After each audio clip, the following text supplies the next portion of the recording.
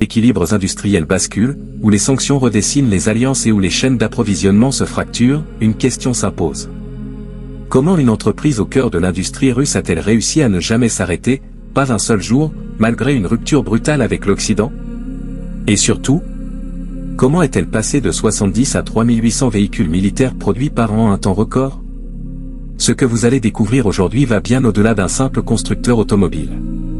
C'est l'histoire d'une transformation accélérée, d'une stratégie industrielle, et d'un basculement silencieux qui pourrait bien redéfinir les rapports de force économiques et militaires. La Russie, elle est construite pendant que l'Occident impérialiste mène les guerres partout dans le monde entier.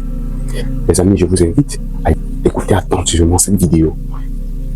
Prenez le temps d'écouter, car cette vidéo nous apprend à nous, Africains, beaucoup de leçons. Ce n'est pas parce qu'il y a des guerres, ce n'est pas parce qu'il y a le conflit qu'on va tout laisser pour se concentrer uniquement au conflit. Mais à travers le conflit, on peut également construire. Nous sommes en Russie, au cœur de l'une des plus grandes usines de poids lourds du pays, KAMAZ. Un géant industriel. Une colonne vertébrale du transport russe. Et aujourd'hui, un acteur clé dans un contexte géopolitique sous tension. Face à Vladimir Poutine, le directeur de l'entreprise, Sergueï Kogojin, dresse un constat sans détour. En 2022, tout bascule. Du jour au lendemain, les partenariats internationaux s'effondrent.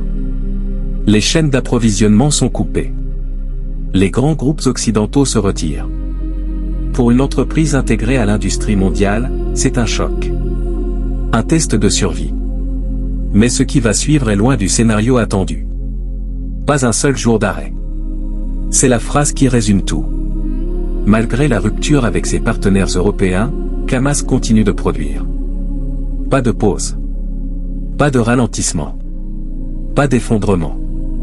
Pourquoi? Parce que cette rupture, aussi brutale soit-elle, avait été en partie anticipée. Depuis plusieurs années déjà, l'entreprise avait engagé un processus stratégique, la localisation maximale de sa production. Objectif, réduire la dépendance extérieure. Et en 2022, cette stratégie devient une question de survie. Mais sur le terrain, la réalité est brutale. Des composants essentiels disparaissent. Des technologies deviennent inaccessibles. Prenons un exemple concret, le moteur. En seulement 2 mois, les équipes doivent remplacer et maîtriser près de 240 composants critiques. Un défi colossal. Et pourtant, ils y arrivent. Dans l'urgence.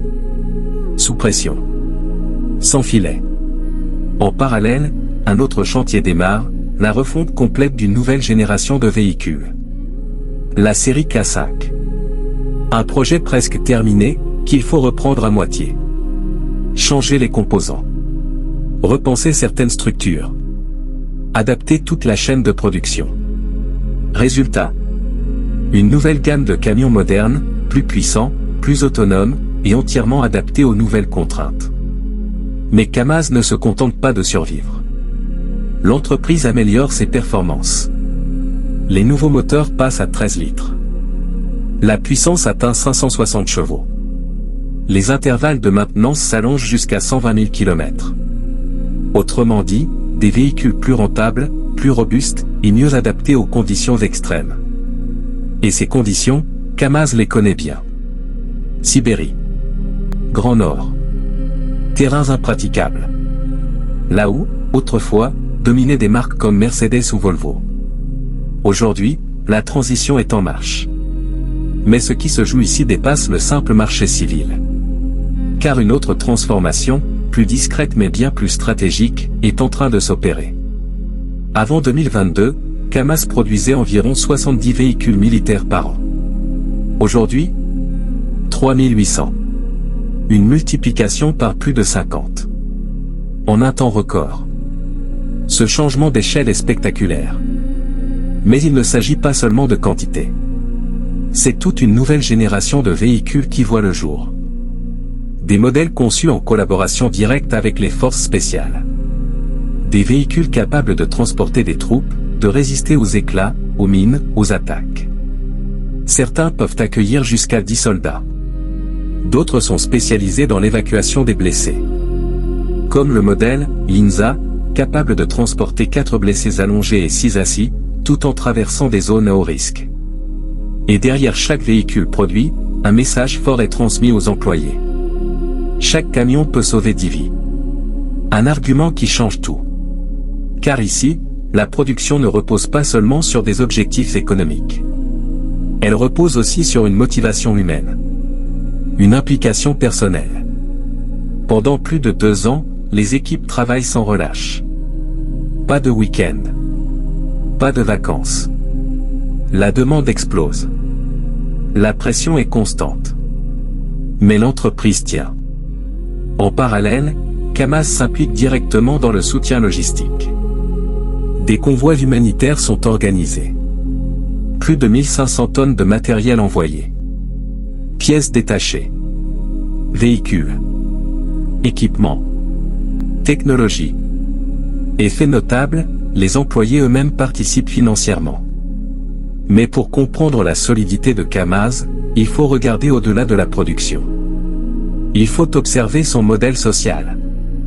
Ici, l'entreprise fonctionne presque comme une communauté. Des aides sont versées aux familles. Les mères sont soutenues. Les enfants bénéficient d'infrastructures dédiées. Des camps de vacances, hérités de l'époque soviétique, continuent de fonctionner. Jusqu'à 10 000 enfants accueillis. Même des jeunes venus de zones de conflit y passent l'été, loin des tensions. Autre élément clé, les dynasties familiales. Plus de 270 familles travaillent au sein de l'entreprise. Parfois sur plusieurs générations. Un attachement rare. Une stabilité forte. Seulement 2% de turnover dans ces familles. Et l'avenir? Il se prépare dès maintenant. Dans les écoles. Dès la 5e, des classes spécialisées en ingénierie sont mises en place.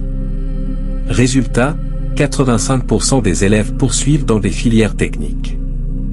Une stratégie claire, former les futurs ingénieurs dès le plus jeune âge. Kamaz collabore aussi avec les universités.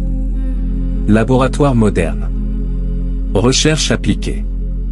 Projets industriels confiés aux étudiants. Une passerelle directe entre formation et production. Et ce n'est pas tout. L'entreprise développe également un immense écosystème industriel. Plus de 500 entreprises partenaires. 17 000 emplois. 2 millions de mètres carrés d'infrastructures. Un réseau qui dépasse largement le simple cadre d'un constructeur automobile. Alors, que faut-il retenir de tout cela? Que derrière cette usine, il y a bien plus qu'une production de camions. Il y a une stratégie. Une adaptation rapide à un choc géopolitique majeur. Une montée en puissance industrielle impressionnante. Et une transformation profonde d'un modèle économique. Mais une question reste ouverte. Cette dynamique est-elle durable? Peut-elle réellement compenser une rupture prolongée avec les technologies occidentales? Ou s'agit-il d'une réponse d'urgence dans un contexte exceptionnel? Ce qui est certain, c'est que Kamaz est aujourd'hui un symbole. Celui d'une industrie qui refuse de s'arrêter. D'un système qui s'adapte. Et d'un monde qui change, plus vite qu'on ne le pense. Et vous, qu'en pensez-vous? Est-ce un modèle de résilience industrielle, ou le signe d'un basculement plus profond? Dites-le moi en commentaire. Et si vous voulez comprendre les transformations majeures qui redessinent le monde aujourd'hui, abonnez-vous dès maintenant. Parce que ce que vous venez de voir, n'est peut-être que le début. Que vous venez de voir, ce n'est pas simplement le récit d'une entreprise qui s'adapte. C'est, en réalité, le reflet d'un basculement bien plus profond.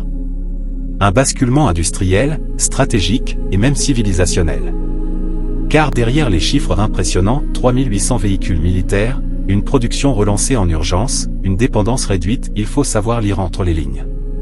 Première leçon, une capacité d'adaptation accélérée. Kamaz n'a pas eu le luxe du temps. En quelques mois, l'entreprise a accompli ce que d'autres mettent des années à réaliser, remplacer des chaînes d'approvisionnement entières, redévelopper des composants critiques, reconstruire une forme d'autonomie industrielle. Mais attention, il ne faut pas idéaliser cette transition. Remplacer 240 composants en 2 mois, c'est une performance remarquable. Mais cela soulève une question essentielle, à quel prix? Car derrière la vitesse peuvent se cacher des compromis techniques, Une baisse temporaire de qualité. Ou une dépendance simplement déplacée vers d'autres partenaires. Autrement dit, l'indépendance totale reste relative. Deuxième leçon, la militarisation de l'industrie. Passer de 70 à 3800 véhicules militaires par an, ce n'est pas une simple évolution. C'est un changement de nature. Cela signifie que l'industrie civile devient, au moins en partie, un outil stratégique directement lié aux besoins militaires. Et ce type de transformation n'est jamais neutre. Historiquement, lorsqu'une économie s'oriente fortement vers la défense, cela traduit souvent une anticipation de tensions prolongées, une volonté d'autonomie stratégique, ou une préparation à des scénarios de long terme. Mais cela pose aussi une autre question, essentielle. Que devient le secteur civil? Car produire massivement pour l'armée mobilise des ressources humaines, financières, technologiques qui ne sont plus disponibles ailleurs. Et sur le long terme, cela peut freiner l'innovation dans d'autres secteurs. Troisième leçon, le facteur humain. Dans ce reportage, un élément revient sans cesse, la mobilisation des employés. Pas seulement professionnels. Personnels. Les travailleurs s'impliquent, participent, donnent. On parle de famille, de dynastie, de générations entières liées à l'entreprise. C'est une force considérable. Mais c'est aussi un modèle particulier. Celui d'une entreprise qui devient presque une institution sociale. Avec ses forces, stabilité, loyauté, engagement. Mais aussi ses limites. Moins de flexibilité. Une forte dépendance à un système centralisé. Et parfois, une difficulté à intégrer des profils extérieurs porteurs d'innovation. Quatrième leçon, la stratégie de localisation. C'est sans doute l'un des points les plus structurants. Depuis plusieurs années, Kamaz cherchait à produire localement. Réduire sa dépendance. Construire un écosystème national. Et la crise de 2022 a joué un rôle d'accélérateur brutal. Mais là encore, il faut nuancer. La localisation totale est extrêmement difficile dans une industrie aussi complexe que l'automobile. Certains composants exigent des technologies de pointe, des chaînes d'approvisionnement mondiales et des compétences rares. La vraie question n'est donc pas: peut-on être totalement autonome? Mais plutôt: peut-on être suffisamment autonome pour encaisser les chocs? Et sur ce point, Kamaz semble avoir franchi un cap important. Cinquième leçon, la force de l'écosystème industriel. Avec plus de 500 entreprises partenaires et des milliers d'emplois, Kamaz ne fonctionne pas seul.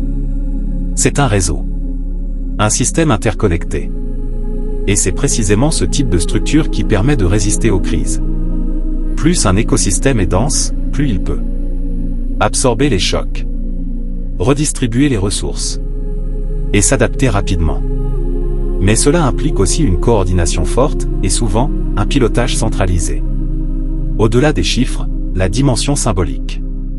Et c'est peut-être le point le plus important. Kamaz n'est plus seulement une entreprise.